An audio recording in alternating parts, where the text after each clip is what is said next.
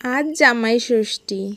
জামাই মানেই রাজা, খাওয়া দাওয়া আদর আপ্যায়নে বাজিমাত। তো অনেক দিন তো হলো ভাবছি জামাই ষষ্ঠীর ব্লগটা দেবো, দেওয়াই হচ্ছে না। তা আজকে সময় পেলাম তাই আপনাদের সাথে শেয়ার করব। চলো দেখি কি করলাম আমরা।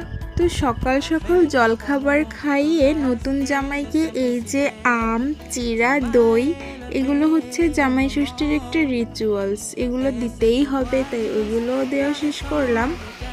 তো আমি শুধু এই পোলাওটাই রান্না করেছিলাম, বাদবাকি সব কিছুই আমার দিদি রান্না করেছিল। তো এটা নাড়ছি বলে আপনারা ভেবে নেন না যে আমি সব রান্না করেছি, আমি আসলে এগুলো কিছুই রান্না করিনি, আমি শুধু পোলাওটাই রান্না করেছি। তারপরে এই যে সুন্দর করে সাজিয়ে নতুন জামাইকে বসিয়ে দিলাম খেতে। জামাই ষষ্ঠী, মেয়ের হাসি আর জমজমাই আজ জামাইয়ের ভোজ। 12 মাসে 13 পার্বণ একটি কথা আছে, তো জামাই ষষ্ঠীও কিন্তু তার ভিতর থেকেই একটি পার্বণ। জামাই মানেই মায়ের আরেকটি ছেলে। ভালোবাসা, যত্ন আর মায়ার বাঁধন। তো খাওয়া দাওয়া তো মোটামুটি সবারই কমপ্লিট হয়ে গেল দুপুরে। তো যেই বের হব বাইরে ঘুরতে, এত বৃষ্টি শুরু হয়েছে কি আর বলবো। দেখে মনে হচ্ছে বৃষ্টি যেন তার সমস্ত অভিমান নিয়ে ঝরে পড়েছে।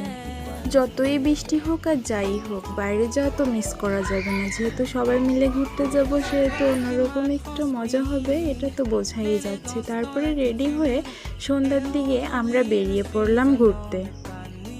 তারপরে এই বৃষ্টি ভেজা কাদামুক্ত রাস্তায় কিছুটা এগিয়ে আমরা উঠে পড়লাম একটা ইজি বাইকের ভিতর। এটাই করে সবাই গেলাম ঘুরতে। তা চলো কোথায় যাচ্ছি দেখাই। আর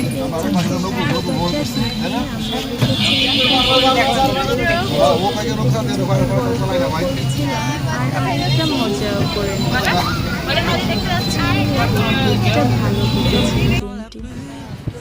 বৃষ্টি হওয়ার জন্য আমাদের ঘুরতে যেতে অনেকটা রাত হয়ে গেল। তারপরেও যে গিয়েছিলাম হচ্ছে মিনি কক্সবাজার, মৈনট ঘাট, দোহার, ঢাকা, যেটার ভিডিও আমি এর আগেই শেয়ার করছি আমার পেজে।